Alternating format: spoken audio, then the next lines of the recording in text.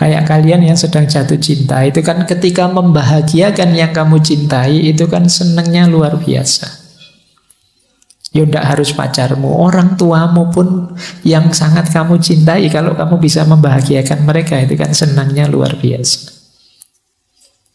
Maka cintailah Allah, otomatis hubunganmu dengan Allah berubah jadi hubungan ikhlas tadi, hubungan yang bersih, jernih, tidak ada yang lain selain Allah saja.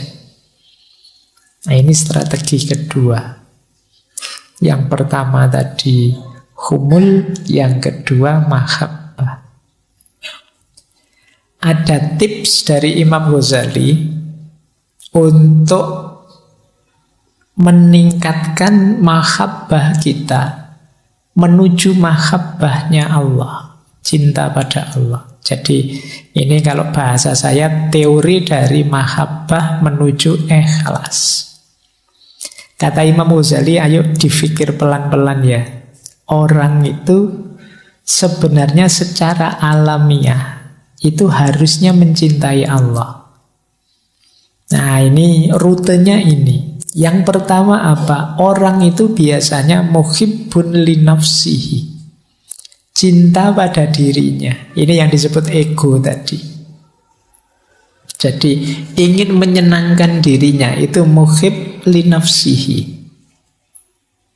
Orang ini karena ingin menyenangkan dirinya, muhibbun li nafsihi, pada akhirnya muhibbun lil muhsin alladzi ahsana ilaihi. Dia juga sebagai efeknya apa? Cinta pada orang yang berbuat baik kepadanya. Orang yang menyenangkan dia, membahagiakan dia. Nah, ini secara natural begitu. Orang itu secara alami cinta pada dirinya, berarti sebenarnya dia jika cinta pada orang lain yang membahagiakan dirinya. Nah, itu muhsin alladzi ahsana ilaihi. Berarti apa? Sebenarnya kita itu punya fitrah al-muhib lil muhsin. Kita itu sebenarnya cinta pada orang baik. Jadi karena orang baiklah yang punya kemungkinan berbuat baik padaku. Siapapun itu orang baiknya. Nah, kalau naik lagi satu level sebenarnya dari orang baik. Kenapa sih kok kita cinta pada orang baik? Karena dalam diri orang baik ada kebaikan. Berarti apa? Sebenarnya kita itu mencintai kebaikan. Kalau kita mencintai kebaikan, kalau kita berpikir lagi lebih dalam, sebenarnya ada Sang Maha Baik, yaitu Allah. Jadi semua tadi pada ujungnya, kalau kita mau merenung agak dalam, sebenarnya cinta kita itu harusnya sudah tumbuh pada Allah. Hanya saja selama ini kita tidak pernah merenung sedalam itu. Nah, ini nanti bagian yang harus kalian ulang. Dengarkan lagi ya, bahwa manusia itu pertama-tama dia pasti ingin membahagiakan dirinya, cinta pada dirinya. Otomatis berarti dia juga akan cinta pada orang yang membahagiakan dirinya, bisa membahagiakan dirinya. Orang baik yang bisa membahagiakan dirinya, berarti sebenarnya dia juga cinta pada orang baik. Siapapun orang baik, ini punya potensi berbuat baik pada dirinya, sehingga siapapun orang baik perlu dicintai. Orang baik itu disebut orang baik sebenarnya karena ada kebaikan dalam dirinya. Berarti yang kita cintai sebenarnya adalah kebaikannya. Kalau kita cinta pada kebaikan, jangan lupa ada Sang Maha Baik, yaitu Allah. Jadi puncaknya cinta itu harusnya Allah. Kita mencintai apapun dengan alasan apapun itu kalau ditarik ujungnya pasti Allah. Anda, Bapak, saya tidak cinta kebaikan, yang saya cintai kecantikan, keindahan. Loh, emangnya yang maha cantik, maha indah siapa? Kalau bukan Allah. Tidak kok Pak, saya cinta kegagahan. Kalau cuma indah, cantik, saya tidak terlalu tertarik. Saya suka yang maco-maco, yang tidak terlalu Iya, yang maha gagah siapa lagi kalau bukan Allah. Jadi cintamu pada apapun, kalau kamu renungi sampai puncak, tetap ujungnya ya ketemu Allah. Jadi sebenarnya tidak ada alasan kalian tidak mencintai Allah. Berarti tidak ada alasan kalian itu melakukan apapun tidak secara ikhlas. Oke, saya lanjutkan. Nah, ini ada pendukung dan penghalang. Saya agak cepat ya waktunya. Ini real time sekarang. Kalau di rekamannya mungkin belum nyampe 1,5 jam karena kita mulainya agak telat. Nah, pendukungnya ikhlas itu tentu saja ilmu. Ini pasti. Tidak mungkin ikhlas bisa sempurna, utuh, utama tanpa kita paham apa itu ikhlas. Malam ini sedikit-sedikit kita belajar tentang ikhlas. Itu paling tidak kan kita sekarang tahu bagaimana cara kita ikhlas. Maka ilmu jadi kunci. Yang kedua sahabat. Ya tentu saja orang-orang sekitar kita mendukung. Kalau sekelilingmu orang-orang toksik semua, Yo, kamu tidak akan jauh-jauh dari situ. Cari teman yang enak. Jadi yang mendukung pertumbuhan jiwamu menuju keikhlasan. Yang ketiga, mujahadatun nafas, kemampuan memerangi diri, kemampuan mengendalikan diri. Semakin orang canggih mengendalikan dirinya, menguasai dirinya, semakin mudah nanti mengarahkan pada ideal-ideal hidup, termasuk keikhlasan. Yang keempat, jangan lupa isti'anatullah. Isti'anatullah itu kesadaran untuk minta pertolongan pada Allah. Jangan merasa sudah hebat, sudah bisa, karena Allah lah yang membolak-balik hati kita. Yang kelima, sadar bahwa kita ini fana, dunia ini fana. Maka eman-eman pamrih amal baik kok hanya duniawi. Eman-eman pamrih amal baik kok hanya sukses sekarang. Hidup hari ini itu tidak segalanya. Jadi yang lebih hakiki besok setelah hidup hari ini. Nah, kesadaran ini akan memudahkan kita untuk ikhlas. Penghalangnya ikhlas tentu saja ada riya. Tadi dijelaskan ujub, merasa sombong, merasa besar, takabur, sombong, hasud. Selama masih ada kedengkian pada siapapun, sulit kalian ikhlas. Karena orang hasud itu targetnya bukan Allah, tapi hancurnya orang yang dia benci. Jadi ini hati-hati, karena hasud itu kalian ingin orang yang kalian benci hancur. Kalian tidak sadar sebenarnya engkau sendirilah yang hancur. Karena kedengkianmu. Kedengkian itu merusak dirimu. Makanya di surat Al-Falaq itu secara khusus kita diminta berdoa berlindung dari orang-orang yang hasud. Wa min syarri hasidin idza hasad. Karena orang hasud itu bisa melakukan apapun yang merusak, bahkan merusak dirinya sendiri tidak masalah, asal orang yang dia hasuti juga rusak. Nah, ini merusak keikhlasan. Peradaban hari ini kan antara lain diwarnai follower dan hater. Nah, boleh kamu tidak suka, boleh kamu tidak cocok, tidak setuju dengan sesuatu, tapi semoga tidak nyampe pada level hasud ini. Kebencianmu membuat cita-cita hidupmu hanya kehancuran yang kamu benci. Dan yang terakhir, munafik.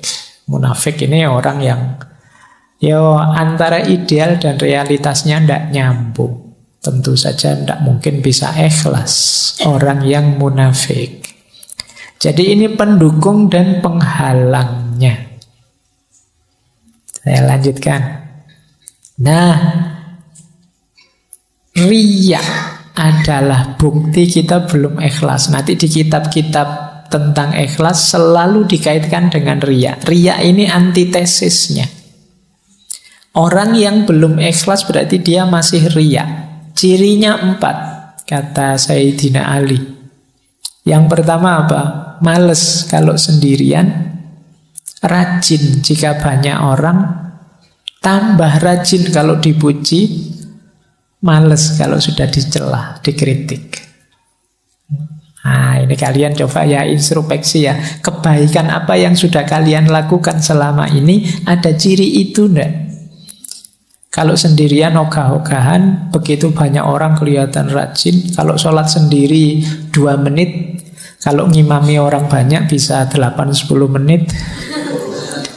Nah, itu alamat ada unsur pamernya.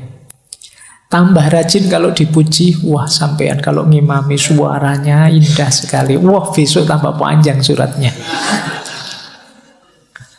Males kalau sudah dicela. Begitu dikritik, besok disuruh ngimami, yang lain sajalah, saya ada kekurangannya. Nah, itu coba hati-hati dengan riya. Itu penghalang besar dari ikhlas. Ada uraian bagus dari Syekh Izzuddin Abdus Salam. Ini saya agak cepat. Tentang mengapa kok kita itu mudah riya. Kata Syekh Izzuddin, nafsu kita itu punya kesadaran bahwa semua manusia, apakah itu orang baik, orang tukang maksiat atau raja, itu kan menghormati, memuji, senang dengan orang soleh. Bahkan mereka rela mengorbankan harta dan jiwa demi mengabdi pada orang-orang soleh. Menyadari hal ini, hawa nafsu kita terus mendorong kita pura-pura jadi orang soleh, biar dicintai, biar dihormati, biar diberi status tinggi oleh orang-orang. Jadi ini nafsu. Jadi dengan kata lain, biar perkataan kita didengar, perintah kita dipatuhi, kesalahan kita dimaafkan, kita tidak dimusuhi, kita tidak disakiti, ayo pura-pura jadi orang soleh. Akhirnya kita tidak ikhlas lagi. Wah enak ya kelihatan jadi ustadz itu, followernya banyak, nanti butuh apa-apa followernya yang menyediakan. Nanti kalau dikritik yang lain yang jawab, dia tidak usah ngapa-ngapain. Kalau dia kemana-mana diajak foto, disalami, wah saya tak gaya kayak gitulah misalnya.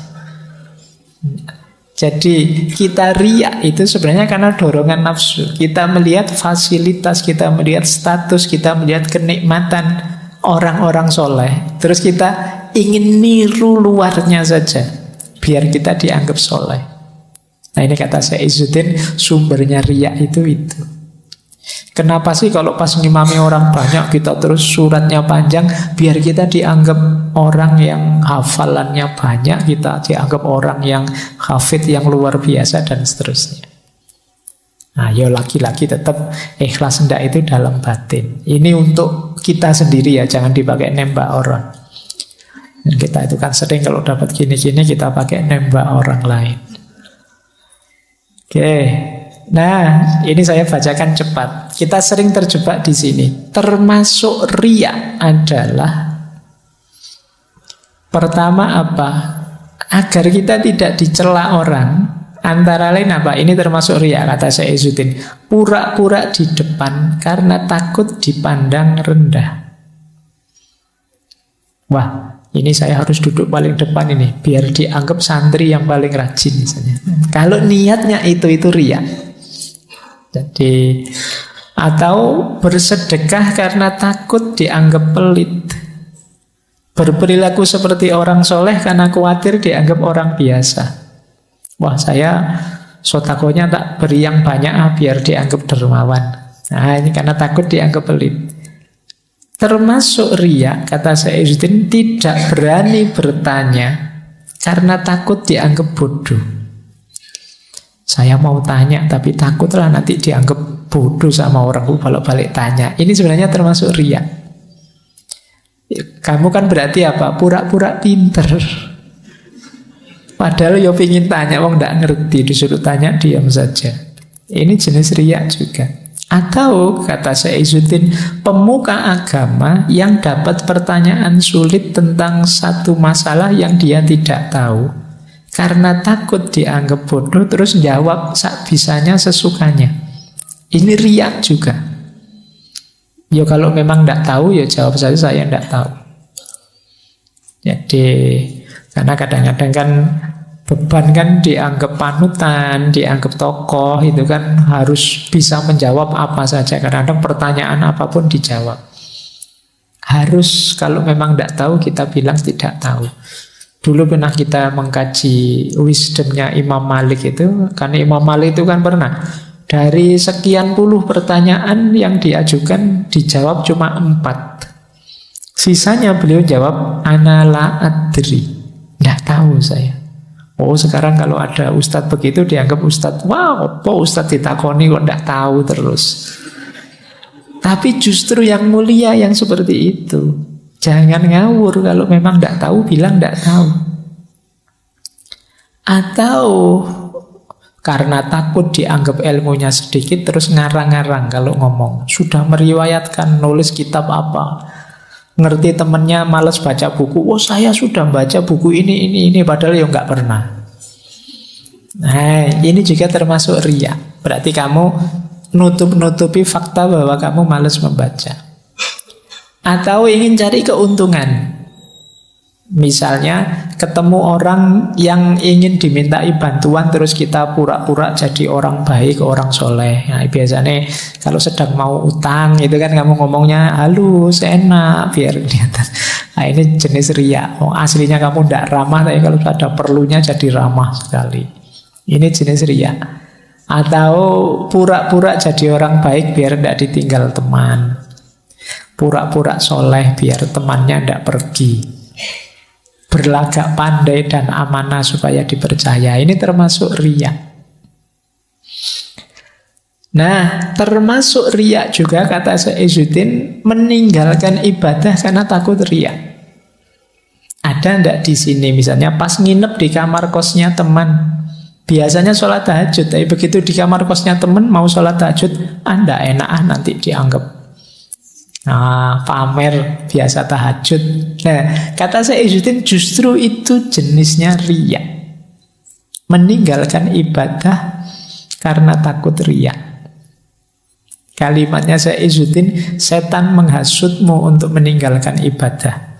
Kalau hasutan itu gagal dan engkau tetap ibadah, setan akan membisikkan riya untuk merusak ibadahmu. Jadi oleh setan itu kita dilarang ibadah, kok masih tetap ibadah, kita diwas-wasi dengan riya. Kok kita bisa saya ndak riya lillahi ta'ala. Setan terus ngasih was-was lagi loh. Meninggalkan ibadah untuk menghindari riya itu lebih baik daripada beribadah tetapi riya. Nah itu tadi akhirnya kalian yang biasanya puasa karena di tempatnya teman, sudahlah ndak usah puasa saja, nanti kelihatannya kok kayak pamer. Ini juga riya.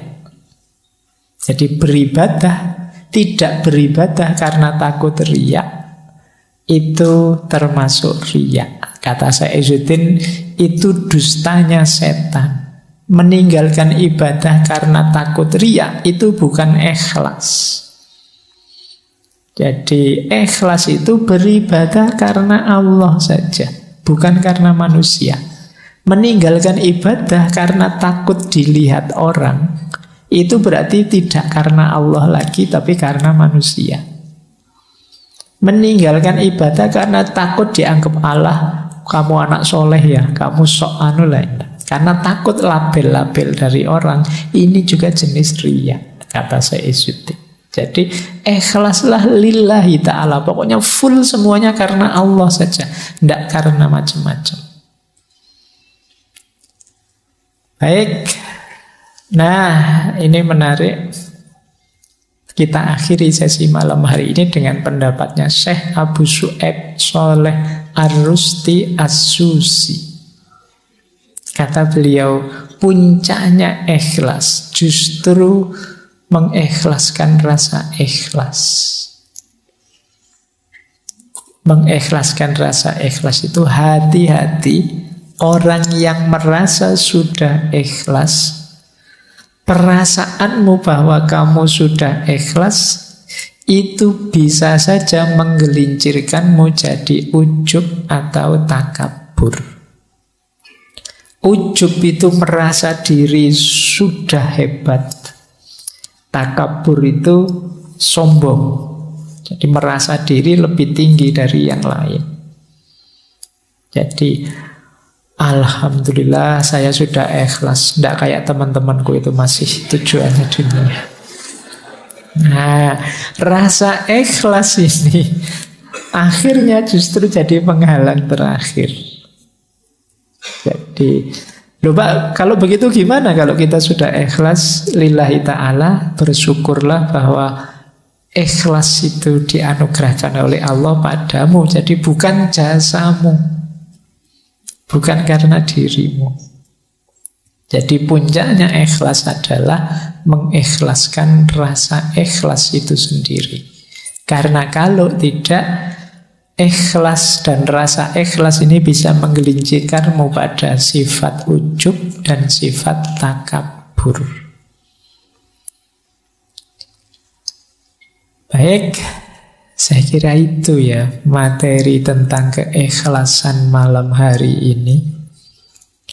Jadi rumusnya yang terakhir, ma la yudroku kulluhu la yudroku kulluhu. Apa yang tidak bisa dijangkau semuanya sampai tuntas, sampai puncak, ya jangan ditinggal semuanya. Mari kita bareng-bareng berusaha memperbaiki diri. Bulan ini kita membahas taubat, istiqomah, karomah, dipuncai dengan ikhlas. Ini tema-tema kunci untuk membangun kedekatan kita kepada Allah. Silahkan teman-teman jadikan dasar untuk memuhasabai diri. Aku sekarang ada di titik yang mana, bagaimana caraku meningkatkan kualitas level kedekatanku dengan Allah. Karena betapapun perjalanan hidup kita yang hakiki itu perjalanan ilaihi roji'un, kembali lagi kepada Allah. Baik, saya kira itu untuk malam hari ini. Insya Allah kita ketemu lagi tahun depan di tema yang berbeda. Ya, tahun depan kan cuma kurang berapa hari lagi. Oke ya, alhamdulillah.